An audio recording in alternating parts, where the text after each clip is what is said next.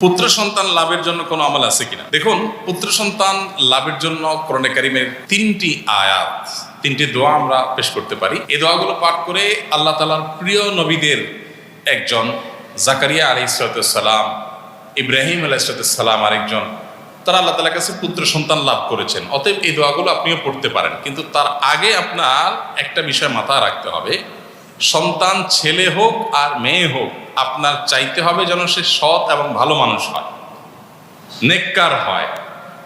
আল্লাহ সুবহানাহু ওয়া তাআলার কাছে এই দোয়াগুলোতে আল্লাহর এই নবীগণ নেক সন্তান চেয়েছেন। কোরআন হাদিসে কোনো দোয়ায় আলাদা করে এইটা বলা নাই, আল্লাহ আমাকে আপনি ছেলে দিয়েন মেয়ে না, বা মেয়ে দিয়েন ছেলে না, এরকম কোনো অপশন নেই। আল্লাহর কাছে দোয়া করতে হয় সুসন্তান। আমরা সুসন্তান যদি পাই, সেটা ছেলে হলেও ভালো, মেয়ে হলেও, আর যদি অমানুষ হয়, কুলাঙ্গার সন্তান হয়, তাহলে সেটা মেয়ে